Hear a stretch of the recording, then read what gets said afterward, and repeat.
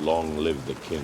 The Bowery King Origins, the undisputed badass of the John Wick universe. John Wick, aka the Baba Yaga of the underworld, might come across as a lone assassin, but it doesn't hurt his chances that he has some invaluable allies by his side. The Bowery King is one such character whose support in terms of resources and firepower helps John immensely as he takes down enemies by the dozens. He is often seen as the equivalent of Q for James Bond in the John Wick universe, and Lawrence Fishburne playing the role only adds to the charm of the character. In this video, we will dive deep into his origins and explore his role so far in the franchise. There will be a few spoilers for the recent release, so you have been warned. Before we go into our explanation, we have a very small request. If you like our content, please support us by subscribing to our channel. This is a small click for you, but for us, it means a lot. Thank you, and let's begin. There's an adjudicator here to see you. Who is the Bowery King, and why is he so important for the High Table? You don't usually see a glamorous crime lord deal with the bottommost section of the society, the homeless men, and yet here we have the Bowery King, the self-proclaimed leader of the underworld that is seemingly beneath the activities of the High Table, the organization that monitors and regulates every activity in the global underworld. He heads the Bowery, which is a crucial and intelligent network of the underworld, and the whole facility is purposefully disguised to look like a homeless shelter and a soup kitchen. Technically, he is not a direct member of the High Table, but the organization does take notice of his work and resources. While people like Winston were appointed by the High Table, the Bowery King created his position and offered the services to the organization. It can be assumed that there was no real animosity between the two, even though the Bowery King was never too pleased about the hierarchy of the High Table. The organization did not give much importance to the character and his vast network until it began to trouble their authority. The Bowery King is deceptively powerful, and the High Table finds out about his true authority the hard way. You're not very good at retiring. I'm working on it. Exploring the origins and backstory of the Bowery King. As is the case with many major characters introduced in the John Wick franchise, we do not get a clear backstory for the Bowery King. However, a lot can be inferred from the bits and pieces that are offered about his character. For instance, it is safe to assume that he rose through the ranks of the underworld after starting off as a small-timer. He first appeared in John Wick Chapter 2, where the titular assassin had been duped by a newly appointed High Table member, Santino D'Antonio. First, he forced John to assassinate his sister courtesy of a blood oath that John had committed previously. Later, Santino double-crossed the hitman and placed a massive bounty on his head. As hordes of assassins tracked down John, he engaged in a brutal struggle for survival. He took down several assassins, but he was seriously injured as well. Just when it seemed like the end of the road for John, he spotted one of the homeless men in the subway who was secretly a member of the organization run by the Bowery King. He dropped a special gold coin used by assassins into his cup, and the man hid him from the killers who were present in the vicinity. Later, he took John to the lair of the Bowery King, who was intrigued to see the dreaded hitman in such a helpless condition. It is soon revealed that John Wick and the Bowery King go back a long way. After meeting John Wick, the Bowery King talks about his past experience with the Baba Yaga of the underworld. Back then, the Bowery King was a mere pawn in the extensive system, and John Wick came for him in an alleyway. He was probably a henchman working for one of the men John Wick was after, and the hitman made quick work of him. The attack was so swift and lethal that the Bowery King did not even see him coming, and by the time he realized it, it was too late. There was a deep cut on his neck inflicted by John, but the assassin spared his life and gave him a choice. He could either try to shoot John and die in the process, or choose to live by using his hands to press down at his neck to stop the bleeding. While one could hold a grudge for such a serious wound that left a permanent mark on his body, the Bowery King was actually thankful for the experience. He proudly stated that no one can sneak up on him anymore after the incident, and his choice to live actually catapulted him to the status that he had reached. Oh, and remember, you owe me.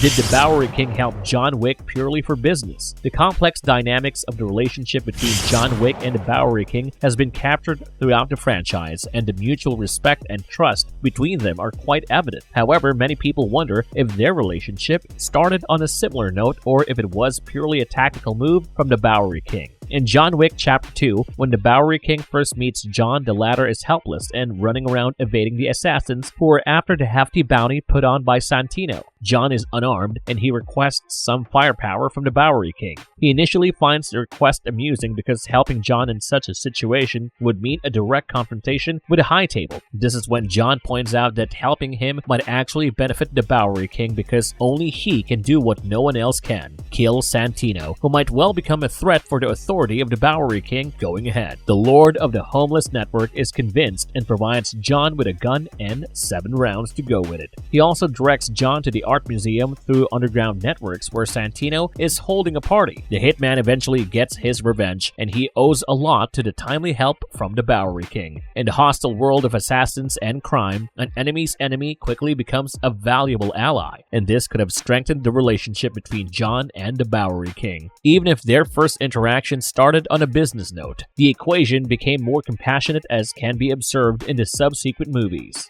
The king. The Bowery King suffers the consequences of helping John. The war intensifies. The High Table and its resourcefulness is not a laughing matter, and the organization soon narrows down on the Bowery King for offering to help John Wick. In John Wick Chapter 3 Parabellum, the High Table sends an adjudicator to deliver the message that the Bowery King must step down from his post or face severe punishment for his disobedience. But they made the big mistake of hurting the pride of the king. The defiance in his tone is obvious when the adjudicator first meets him, but the High Table simply doesn't take the hints. When he doesn't step down, the adjudicator uses one of her special assassins to inflict 7 deep cuts on his body. They should have killed him when they had a chance. This event only managed to antagonize him further, and we see the determination of the Bowery King when he reunites with John Wick at the end of the movie. During the climatic moments, Winston, the manager of the Continental Hotel, is forced to shoot his old friend John in order to win back the trust of the High Table. However, he purposely shoots him multiple times on his bulletproof suit so that it doesn't kill him. Nevertheless, the hitman is thrown off the terrace by the impact and he is severely injured from the shots and the fall. Before the High Table henchmen can reach him below, the men working for the Bowery King drag him to an underground bunker. Here we see that a bruised and humiliated Bowery King is waiting to form an alliance with John Wick as the two agree to join forces against the High Table. Man has to look his best when it's time to get married. Or buried. How important is the Bowery King in John Wick Chapter 4? The recent release of John Wick Chapter 4 has met with an overwhelming response, and the role of the Bowery King in the movie has been appreciated by fans and critics alike. The movie starts off with a monologue from the Undisputed King, and it is suggested that John Wick tracks and kills the Elder, the leader of the High Table, with his help. Now it is officially war against the High Table, with the likes of Winston, John, and the Bowery King teaming up to offer resistance. We see the Bowery King interact directly with Winston for the first time in this movie, after the latter lost command of the Continental Hotel for allowing John to escape using his fake shots as deception. The king befriends Winston after his hotel is destroyed, suggesting humorously that they are both homeless now. They form quite a dynamic duo, and it can be assumed that they both came up with the idea behind Winston's advice to John about challenging de Grammont to a duel to get his freedom. Later, it is revealed that the Bowery King's authority is not just restricted to New York. He travels to Paris along with Winston and hands John Wick a specialized suit to survive the night of assault before the duel. He also gives him a weapon to repel the attacks, and we also see him expertly navigating the underground drainage passage of Paris just like back in his hometown. John Wick Chapter 4 establishes the Bowery King as a worldwide phenomenon and displays the true extent of his powers in many ways. Clearly, the High Table is still furious about his non-cooperation, but they can do little because they simply cannot reach the Bowery King by cracking his elaborate network. In the final scene of the movie, the Bowery King and Winston can be seen paying their respects beside the tombstone of John Wick after his apparent death in the duel. This establishes that what the Bowery King and John Wick shared between them was more than just business. Their common goals actually made them friends, and the king of the downtrodden truly cared for his old friend, even taking time out to bid a final goodbye. You can expect to see more of this character in the upcoming movies in the franchise because his battle with the High Table has not ended yet. He detests any form of challenge to his authority, and the High Table is too proud and rigid an organization to let such dissent and defiance go unpunished.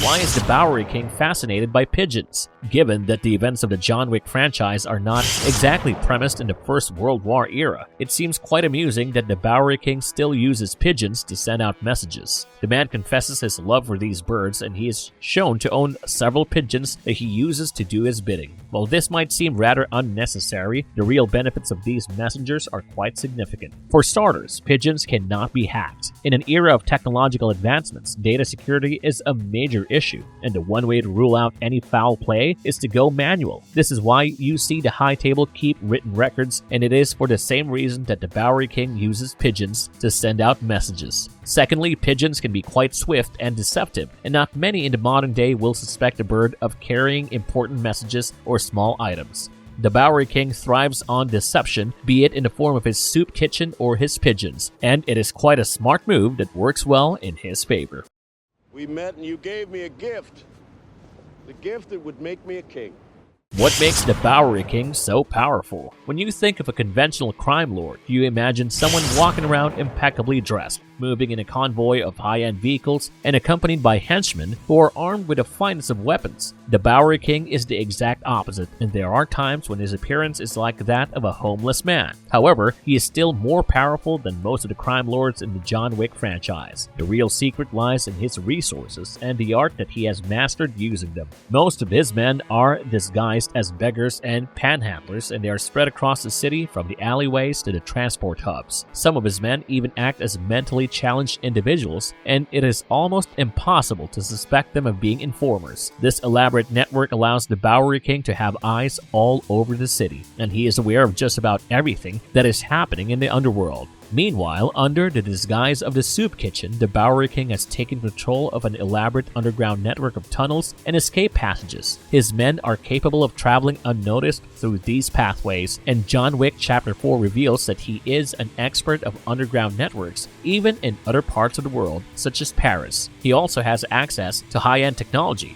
be it fancy guns or specialized suits. In the recent release, the Bowery King travels along with Winston to meet John and hand over a specially crafted bulletproof suit that helps him survive the onslaught from the assassins sent out to eliminate him. Above all, the Bowery King has the brains to be on the top. He knows how to make allies and when to stand up against a higher power, which is evident from the way he directly opposes the orders of the High Table when the time comes. Let it be known the Bowery will honor the excommunicado. How was the character created? The lesser-known influence of Lawrence Fishburne. It's not something you see very often, especially in a blockbuster franchise, but Lawrence Fishburne actually prompted the creation of the Bowery King. It all started when the actor shared his eagerness to be a part of the franchise after he was overwhelmed by the first John Wick movie in 2014. He shared his interests with Keanu Reeves, who in turn influenced the director to create a role for his friend. And of course, an actor of the caliber of Lawrence Fishburne needs no special recommendation, and the makers were happy to have him on board. The character of the Bowery King was introduced in John Wick Chapter 2, and the actor was more than happy to slip into these shoes. It was probably one of the best decisions in the franchise after the casting of Keanu Reeves as John Wick, because the seasoned actor brings in the much-needed comic relief in many cases. He is not as subtle as some of the other crucial characters like Winston and Sharon, but the loud and arrogant presence of the Bowery King provides the perfect diversity for the narrative. What if the Bowery King is a part of the Matrix universe? A franchise as successful as John Wick does not get so far without some outrageous fan theories. Spicing things up, one such interesting fan theory about the series suggests that the John Wick universe might be connected to the Matrix, and the theory takes heart from the fact that Keanu Reeves and Lawrence Fishburne are part of both the franchises. While the idea might sound laughable at first glance, it is more compelling than you would think. The theory suggests that John Wick and his violent adventures against the High Table are simply a part of the computer simulation experienced by Neo. Lawrence Fishburne's character Morpheus was the one who approached Neo with the option to free himself from the world of simulations run by machines, and something similar is at play here. The High Table, according to the theory, is simply a machine created by the Matrix, and both John and the Bowery King are targeted for termination. The purpose of the Bowery King is to make Neo aware of the idea that his John Wick identity is only a simulation, and we will absolutely lose our minds if such a thing actually happens going ahead. Do let us know in the comments below what you think of this colorful character and where you see his role going ahead. Also, tell us about your views on the outrageous conspiracy theory that we just discussed, and whether you think it will be an exciting prospect to see the two worlds merge somehow. Let it be known that Bowery will honor the excommunicado.